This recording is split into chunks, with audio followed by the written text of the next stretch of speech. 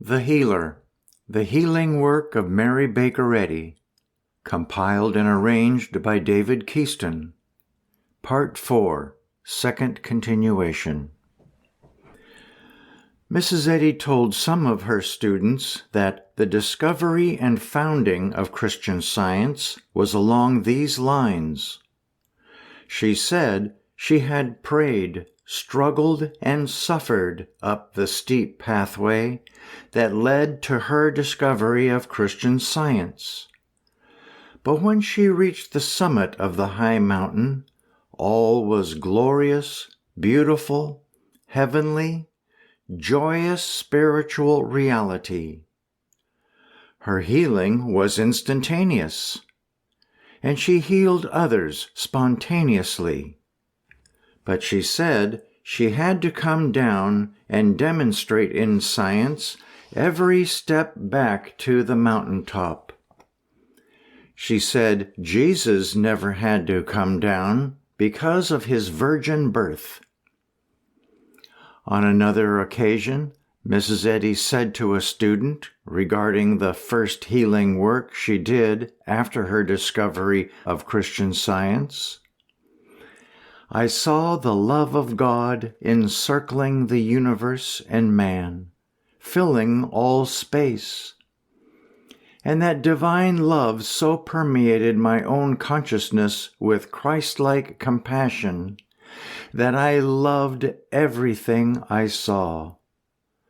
This realization of divine love called into expression the beauty of holiness, the perfection of being, which healed and regenerated and saved all who turned to me for help." Number 58B.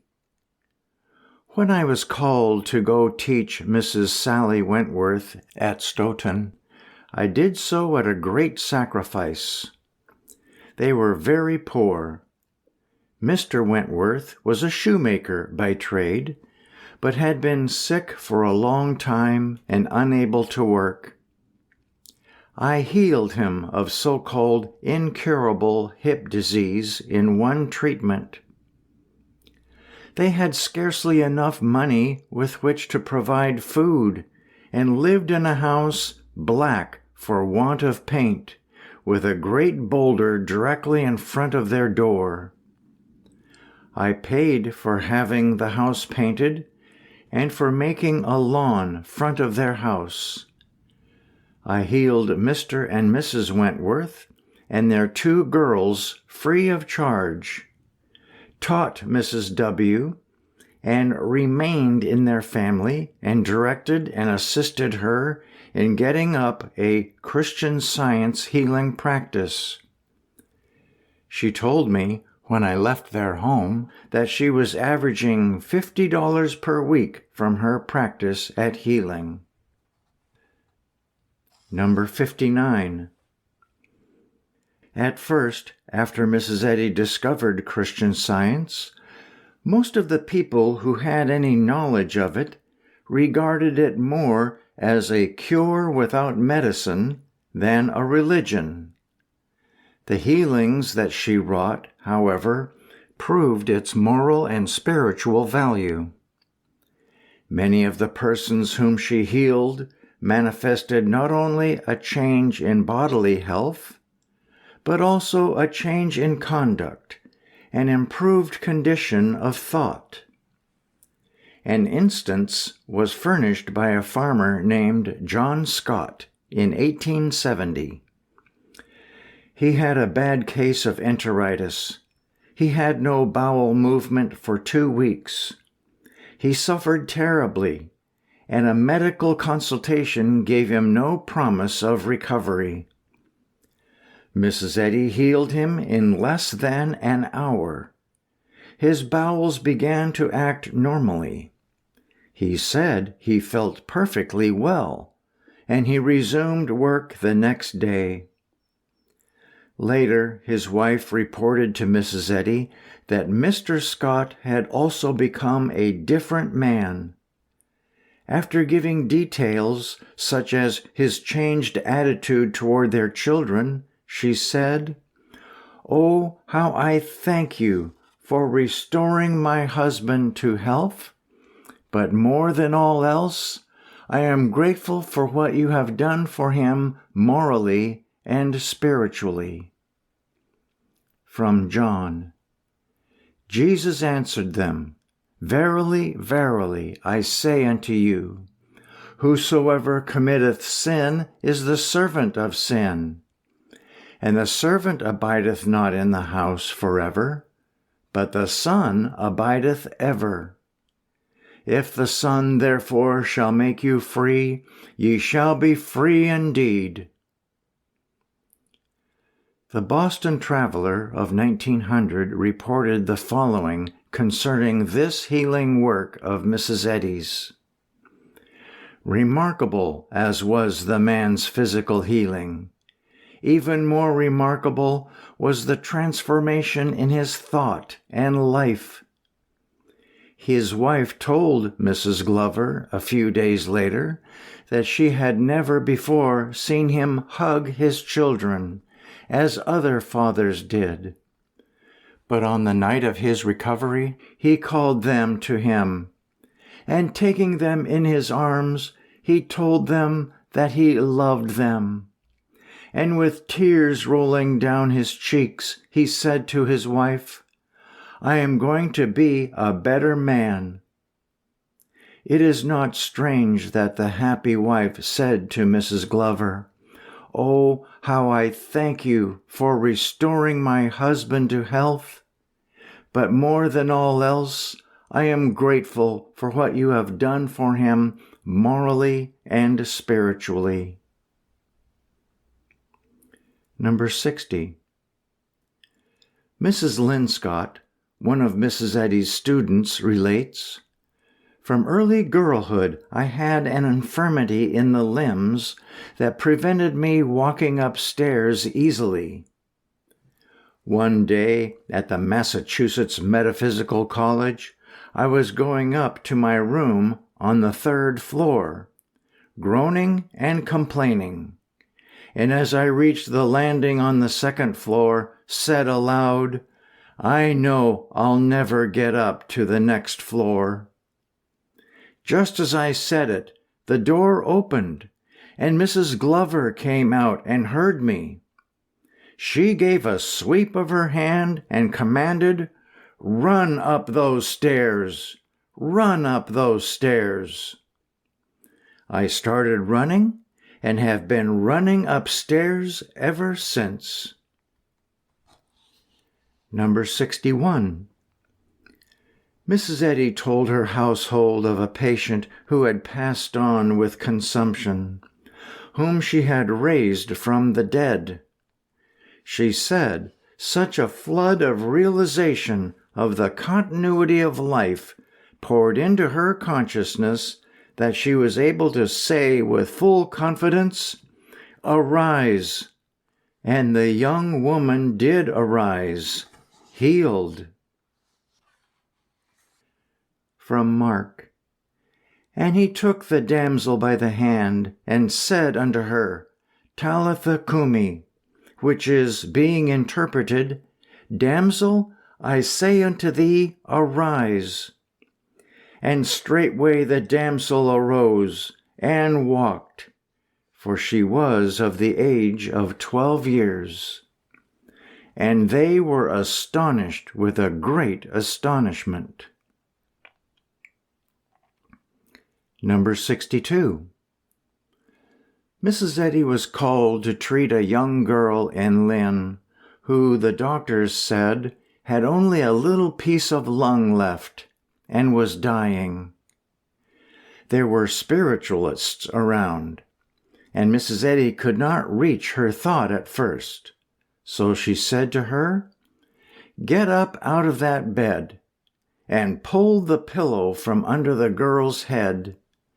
Then she called to those in the other room to bring her clothes. The girl got up, and she was well. She never even coughed again. But the mother was offended at Mrs. Eddy, and would not speak to her afterwards, because she said Mrs. Eddy had spoken disrespectfully to her dying daughter. Mrs. Eddy later said of this incident, "I speak sharply sometimes, but the thought must move." Number 63. Another of Mrs. Eddy's students told me that one time a mother brought her dead baby to Mrs. Eddy and placed it on her lap. Our leader asked her to come back in an hour and began to treat the child. She realized that infinite love was infinite life, and infinite life was infinite love, and was ever present, and kept on realizing this more clearly. After a while, she felt something moving on her lap. She had forgotten the baby. She looked down and saw the child smiling at her and kicking its feet. From 2 Kings. When the child was grown, it fell on a day that he went out to his father to the reapers. And he said unto his father, My head, my head. And he said to a lad, Carry him to his mother. And when he had taken him and brought him to his mother, he sat on her knees till noon, and then died. And she went up and laid him on the bed of the man of God, and shut the door upon him, and went out. And when Elisha was come into the house, behold, the child was dead, and laid upon his bed. He went in therefore, and shut the door upon them twain, and prayed unto the Lord. And he went up, and lay upon the child, and put his mouth upon his mouth, and his eyes upon his eyes, and his hands upon his hands. And he stretched himself upon the child. And the flesh of the child waxed warm. Then he returned and walked in the house to and fro, and went up and stretched himself upon him. And the child sneezed 7 times, and the child opened his eyes. And he called Gehazi and said, Call this Shunammite. So he called her. And when she was come in unto him, he said, Take up thy son. Then she went in, and fell at his feet, and bowed herself to the ground, and took up her son, and went out. Number 64. Mrs. Eddy was called to treat a child, and when she arrived and saw the child and its mother, she paid no attention to the disease, a serious disfigurement, which the child was showing, but turned to the mother and said, You fell before this child was born. The mother answered, No, Mrs. Eddy, I never fell when I was carrying the child. But Mrs. Eddy declared, There is no effect from prenatal shock or fear. And the child was immediately healed of a condition very remote, seemingly, from any effect from a fall. Then the mother said, Yes, I do remember that a few days before this child was born, I fell down 2 steps, but I had forgotten. From Science and Health. The relations of God and man, divine principle and idea, are indestructible in science, and science knows no lapse from nor return to harmony, but holds the divine order or spiritual law, in which God and all that He creates are perfect and eternal, to have remained unchanged in its eternal history. Number 65. One of Mrs. Eddy's early recollections regarding the healing work was interesting.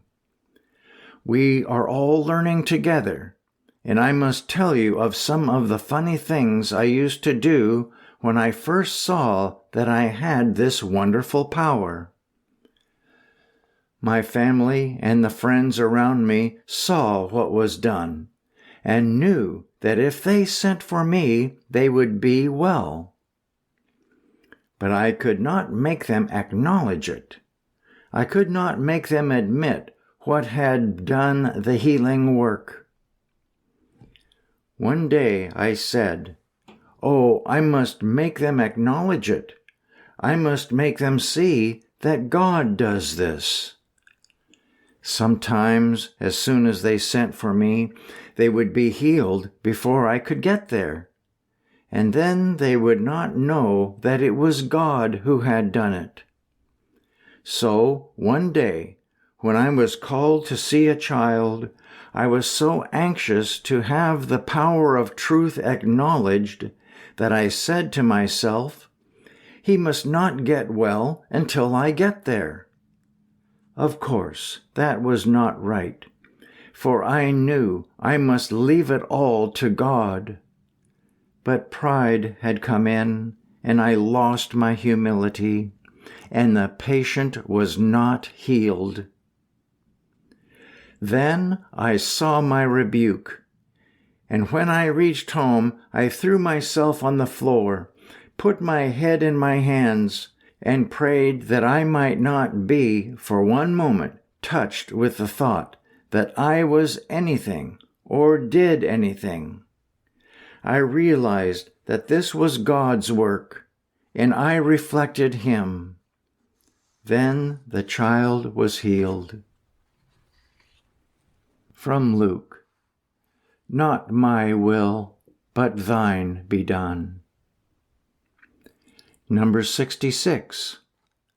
Another version of this account is as follows from Doris Greckel's wonderful biography of Mrs. Eddy. Her healings were so immediate that often God was not acknowledged as the healer. She told them on one of those early occasions she had asked that the patient not be healed until she got there, that God might get the glory, and Christian Science be acknowledged. But when she got there, she couldn't do a thing. I couldn't do a thing. I went home and put my face upon the carpet, and there I stayed until I found Jacob's ladder from the bottom to the top. Then I saw that God in His own time and way would take unto Himself the glory. And it was not for me to say. The patient was healed, and there was not a dry eye in the hall when she finished her story. See Genesis 32, 24-30. Number 67. About the year 1870, before Mr. Charles Slade's door in Chelsea, Massachusetts, there stopped an emaciated, pale-faced cripple, strapped to crutches. His elbows were stiff, and the lower limbs so contracted his feet touched not the ground. Mrs. Eddy was there, and gave him some scrip. A few weeks thereafter, sitting in her carriage, Mrs. Slade noticed a smart-looking man having that same face, vending some wares on the grounds where General Butler held parade. They drove to where he stood. Their gaze met, and simultaneously they exclaimed, "Are you that man?" and "Where is that woman?" Then followed the explanation, he narrating that after leaving her house he hobbled to the next door and was given permission to enter and lie down. In about an hour he revived, and found his arms and limbs loosed. He could stand erect and walk naturally. All pain, stiffness, and contraction were gone, and he added, "I am now a well man, and am that man."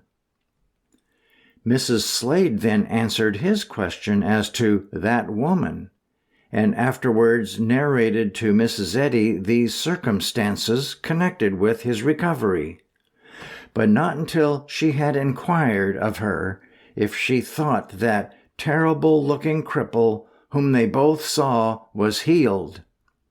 To which Mrs. Eddy quickly answered, "I do believe that he was restored to health."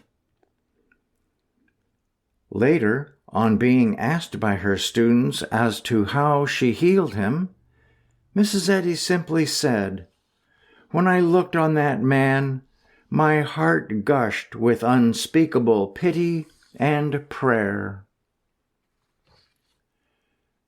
From Hebrews. Lift up the hands which hang down, and the feeble knees, and make straight paths for your feet, lest that which is lame be turned out of the way, but let it rather be healed. Number 68.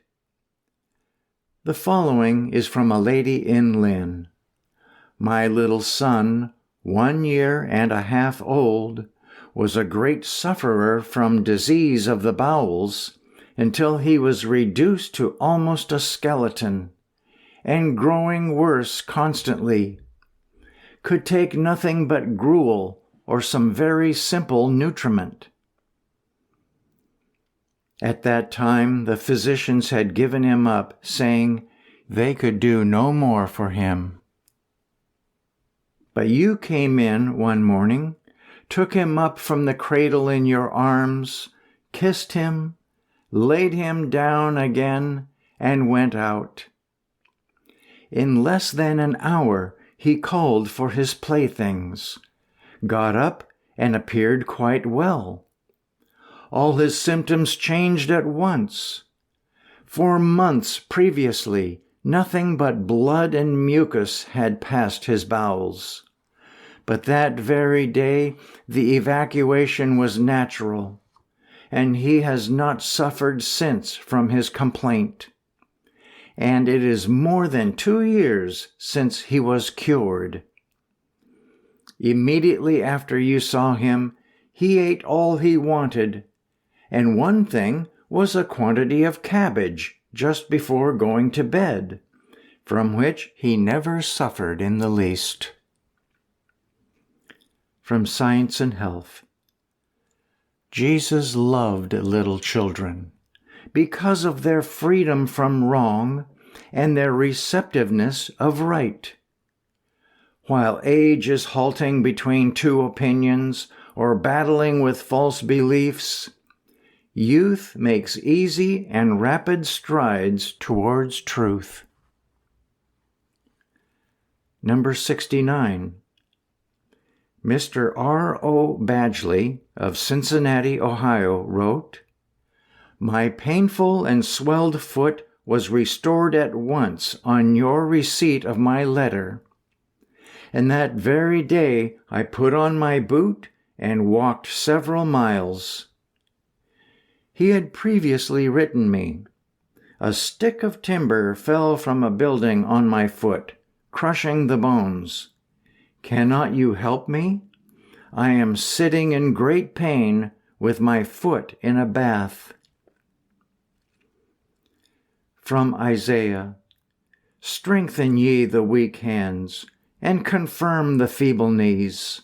Say to them that are of a fearful heart, Be strong, fear not. Behold, your God will come with vengeance, even God with a recompense. He will come and save you. Then shall the lame man leap as an hart. In 1871, Mrs. Eddy was focusing her efforts primarily on teaching. At that time, the people of Lynn, Massachusetts, knew her as Mrs. Mary Glover. She taught classes in moral science in the evenings in the same building as Susie McGowan's School for Young Girls, where Mrs. Glover also lived. One day, Miss McGowan told her about a girl in her school who was mute, but could hear perfectly well. Mrs. Eddy wrote about this in 1898. The next time the child passed my door on her way to school, I met her and spoke a few words to her.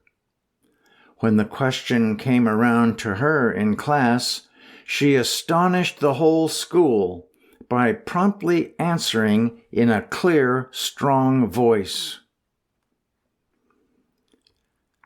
Number 70. A lady at Louisiana wrote, "Your wonderful science is proved to me. I was a helpless sufferer 6 long years, confined to my bed, unable to sit up 1 hour in the 24. All I know of my cure is this.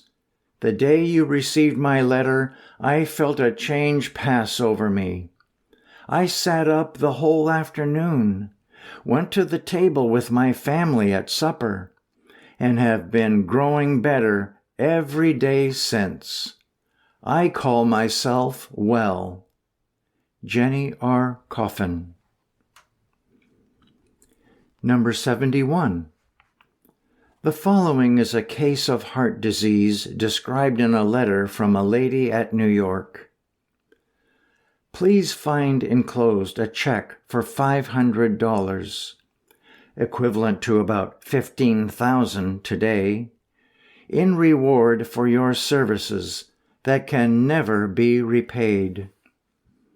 The day you received my husband's letter, I became conscious for the first time for 48 hours. My servant brought my wrapper, and I rose from bed and sat up. The attack of the heart had lasted 2 days, and no one thinks I could have survived, but for the mysterious help I received from you. The enlargement of my left side is all gone, and the MDs pronounce me entirely rid of heart disease. I have been afflicted with it from infancy, until it became organic enlargement of the heart and dropsy of the chest. I was only waiting and almost longing to die. But you have healed me, and yet how wonderful to think of it when we have never seen each other. We return to Europe next week. I feel perfectly well. L. M. Armstrong. From Luke.